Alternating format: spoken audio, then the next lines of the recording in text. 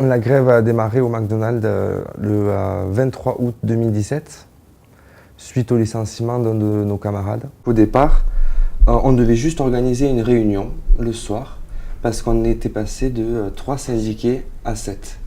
Donc on voulait se réunir pour savoir qu'est-ce qu'on voulait faire pour la rentrée en septembre, discuter des problèmes qu'il y avait dans l'entreprise.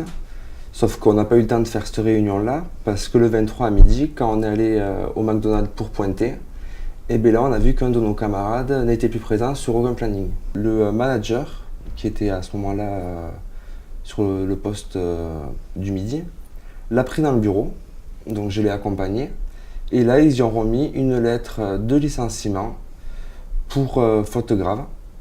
Donc comme quoi il aurait insulté la directrice pendant ses heures off, et comme quoi il y aurait des témoins.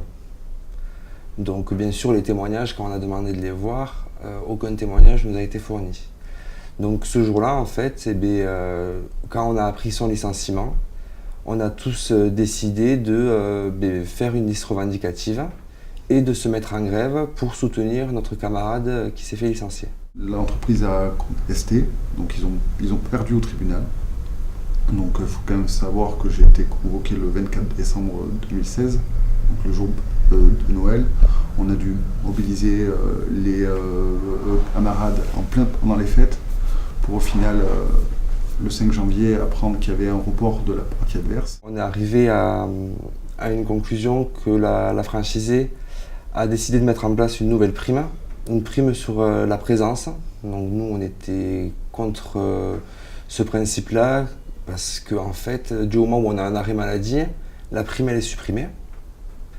Et après, l'autre point qu'elle a accepté de mettre en place, c'est que la mutuelle soit prise en charge à 60% au lieu de 50%.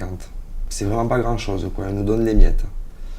Donc là, aujourd'hui, on est encore en discussion avec elle, en fait, au niveau du protocole de fin de conflit. On est d'accord de retourner travailler, bien sûr, mais il y a un point où c'est non négociable, c'est la sécurité des grévistes au retour.